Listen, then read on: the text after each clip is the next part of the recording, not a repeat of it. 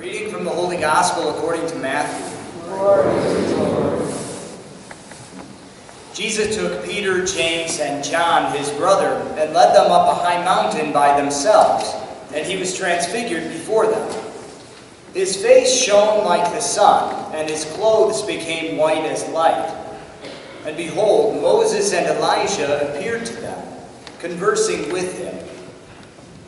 Then Peter said to Jesus in reply, "Lord, it is good that we are here.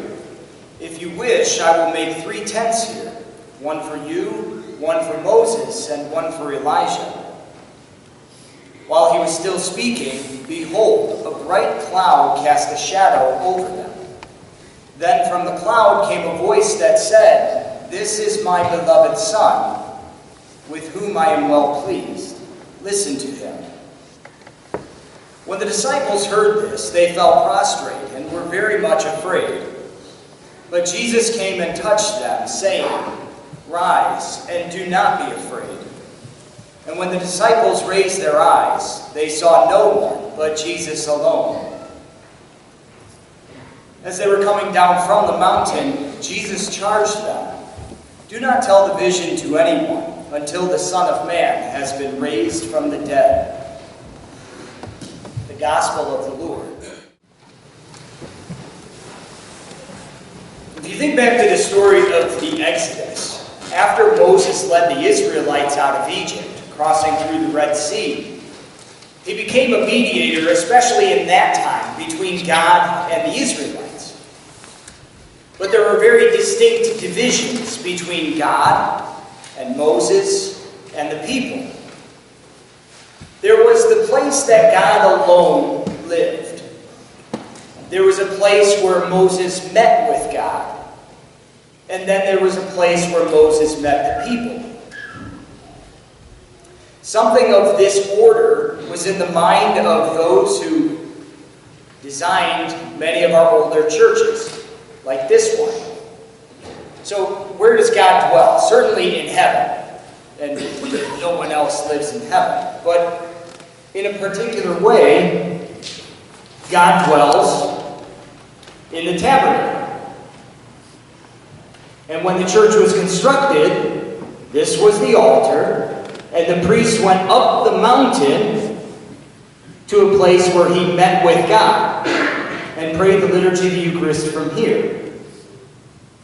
And he would in turn come down the mountain and meet with his people. Is my face shining like Moses? Not yet. Got work to do, no doubt. There's something fitting about this, though, and that we refer to Jesus as the new Moses. I mean, that's one of the reasons that Moses was there in the Transfiguration, because Jesus takes on that role as mediator between God and his people. He is the place where God meets the people. And so it's fitting that, churches would be constructed this way, because the priest stands in a unique way in the person of Christ. Jesus becomes perfectly for the people what Moses was in an imperfect way, the prophet and mediator between God and humanity. But in recent years, churches have erected newer altars that stand closer to the people. Why? Well, it isn't that the old way of looking at things, the priest as Moses going up the mountain to meet with God and coming down to meet the people, being a mediator. It's not that that's wrong or doesn't apply anymore, but with an altar in this place, we emphasize the fact that Jesus wasn't just the link between God and man when he went up that mountain, but in every moment of his life on earth as well, and throughout today, he is the link at every moment of our lives. He's God's presence in the midst of the community. And he comes down to us and meets us where we are. And in some ways, all of us meet him face to face here in the Eucharist. See, Jesus took those three divisions: the heavens, the meeting place with Moses, and Moses' meeting place with the people. And he brought them together. He condenses them down into one place of meeting, especially right here at the Eucharist. Now maybe there's still a piece of us or a part of us that thinks, well, why can't the priest's face just shine like the sun? That might make me believe that this stuff is a little more real, you know? Why can't Jesus be transfigured before us? It'd be a lot easier to believe. Here, he just appears under the appearance of bread and wine. If I saw him transfigured, I might take him a bit more seriously.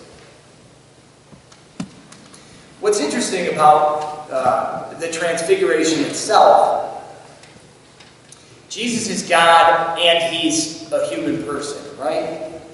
Well, his godness, his divinity can't change, but his human side can. What's being transfigured, what's really shining like the sun, is his human person. And the disciples are there, they see this, and they hear the Father's voice calling to them, commanding them to listen to this person.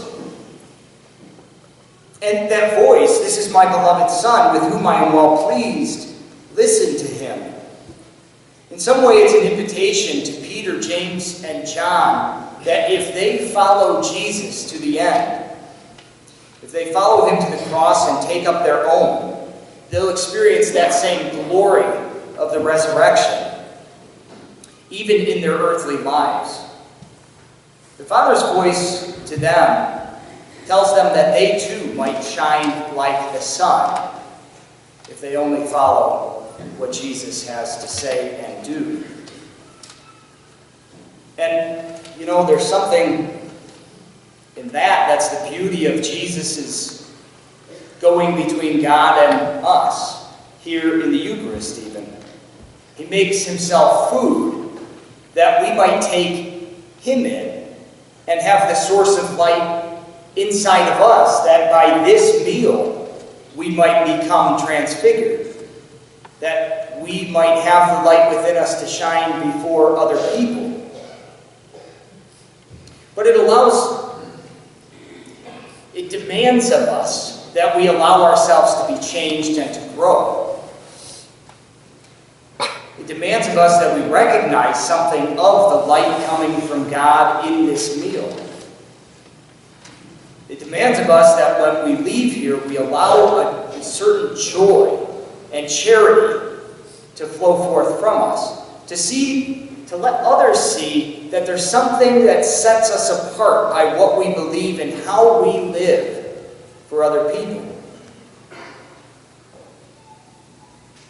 I stopped in at the confirmation preparation session, and just at the perfect time, I heard, forgive me, Jerry, if you're here, Jerry Hansen was telling a story of really his coming to believe in Jesus' presence in the Eucharist.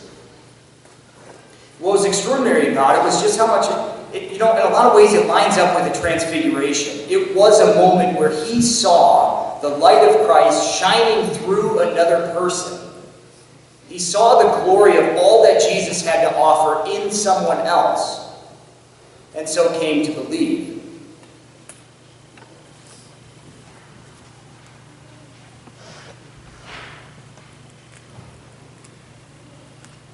Maybe we are in need of a transfiguration, a place where Jesus shows us clearly that his light pours forth from another person, from his person.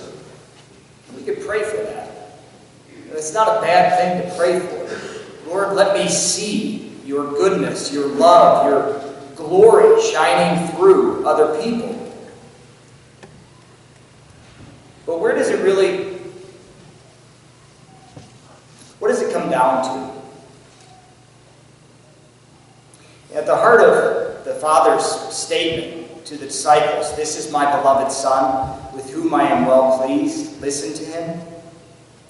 It's the Father's delight in his Son. He takes pleasure in his Son, just knowing that he is his. Knowing that Jesus loves him in return. To go a step farther. But the Father doesn't just delight in Jesus, he delights in you as well. And invites us to find our delight in him as well. The more and more we can recognize that the Father delights in us, the more we can allow ourselves to be transfigured. The more we can allow ourselves to be a light that shines forth in joy and in love, the more we're changed.